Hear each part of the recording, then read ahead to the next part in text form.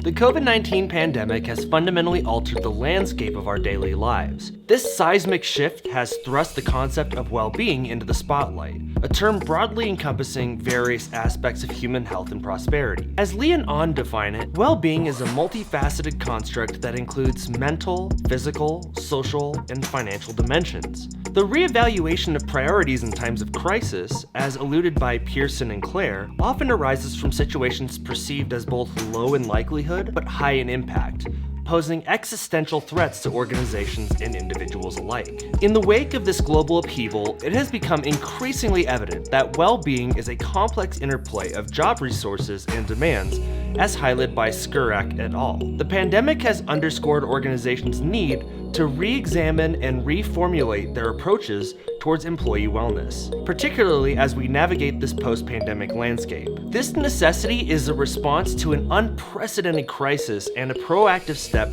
towards ensuring a resilient and thriving workforce. This presentation explores the challenges and stressors faced in two critical industries: education and entertainment. These sectors, each uniquely impacted by the pandemic, present distinct scenarios where the well-being of employees has been significantly tested. Our team will thoroughly analyze these industries, identifying key stressors that have emerged or intensified during the pandemic. We will propose targeted interventions grounded in current research and best practices designed to enhance employee wellness in these sectors. We also aim to contribute to the broader discourse on employee health and wellness in a post-pandemic era by exploring these industries through the lens of well-being. Our goal is to offer insights and strategies that not only address the immediate challenges brought about by the pandemic, but also lay the foundation for a more resilient and supportive workplace in the future.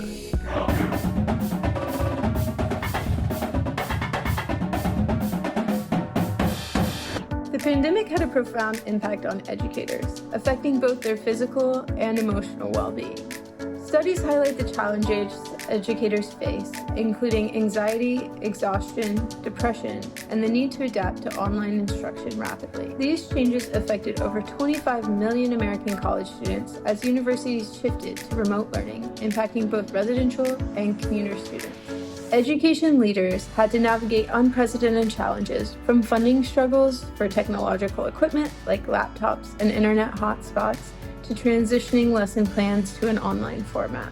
The shift not only strained educators but highlighted the digital divide, particularly affecting students from low-income families. Research suggests the importance of developing a robust technological infrastructure in educational institutions to combat these challenges. The Pew Research Center notes that 15% of U.S. households with school-aged children lack high-speed internet, emphasizing the need for equitable access to virtual learning tools.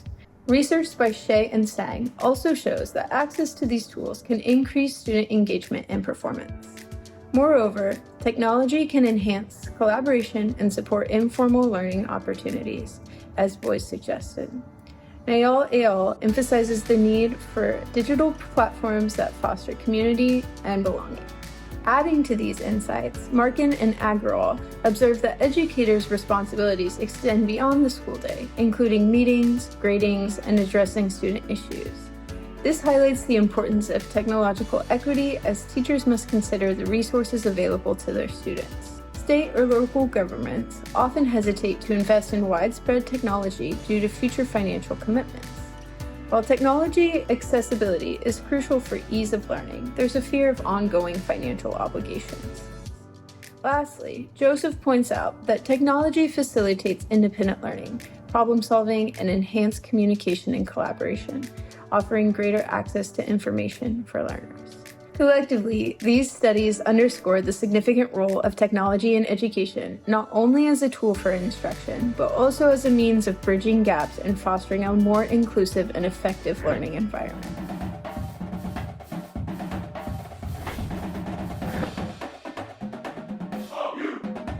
The closure of theaters and other live performance venues during the pandemic profoundly impacted the arts, entertainment, and recreation industries, Smith's research delved into the complex interplay of health, safety concerns, economic uncertainties, all signaling a transformative period for the sector. Artists and performers who depend on live events for their income face significant financial instability and emotional strain due to the sudden halt of performances. The ambiguity in which the normalcy would return added stress, disrupting their ability to plan and make career decisions, leading to economic hardships and loss of connection with live audiences. Addressing these challenges requires a multifaceted approach. Jones suggests implementing a salary system or enhancing wage and royalty stability for artists. Such system would provide financial foundations, counteracting the impact of the changing consumer behaviors and inflation, and it is linked to improved mental health well-being, according to Smith. In addition to financial support, the industry must also focus on creating psychologically safe work environments, according to Edmondson. This involves cultivating teaming at every level and ensuring protection for hospitality workers against those uncertainties of missing workdays. A supportive culture, as Chon notes, is crucial. Organizations should leverage their best employees to champion mental health and foster culture where employees feel supported even when they need to take time off. Moon highlights the widespread mental and financial impacts of the pandemic across the entertainment industry affect sports clubs, studio owners, filmmakers, and theaters, all at various events like concerts and festivals. This comprehensive view underscores the need for industry-wide strategies that address financial stability and mental well-being. The post-pandemic rebuilding of the arts and entertainment and recreation industry necessitates a holistic approach. This includes financial interventions like stability in the systems, creating psychologically safe work environments, and leveraging internal champions for mental health, and addressing the broader impacts on various industry subsectors. These strategies aim to restore the industry and build a more resilient and supportive ecosystem for all its members.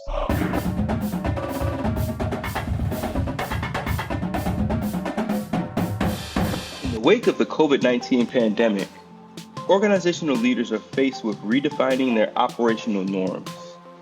This report underscores the varied experiences of employees during the pandemic, highlighting both the challenges and opportunities that emerged.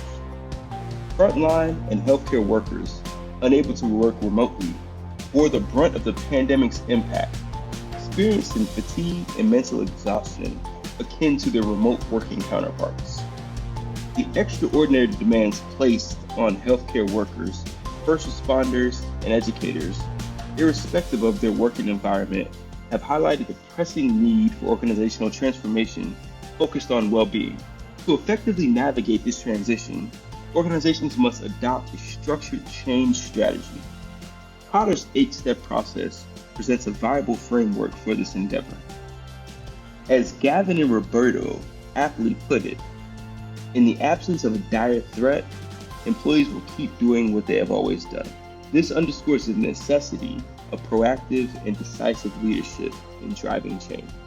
Central to these interventions is the emphasis on diversity, health, and support, essential pillars of effective leadership. These strategies, whether aimed at ensuring financial stability for artists or advocating for enhanced technology infrastructure, are meticulously designed to meet the specific needs of each industry sector. They represent a synthesis of multiple perspectives, grounded in empirical evidence, and exhibit a comprehensive understanding of the challenges faced by employees across different domains. Proposed interventions provide a strategic framework for augmenting organizational and employee well-being in response to the unique challenges posed by the pandemic. They champion a holistic approach tailored to address the specific needs of each sector, while cultivating a culture of resilience and adaptability. As organizations venture into the post-pandemic landscape, implementing these strategies ensures stakeholders' sustainable and thriving future. On behalf of Lonnie, Madison, Stephanie, and myself, thank you for taking time to view our capstone presentation. If you have any questions or want to further the discussion, please feel free to leave them in the comments.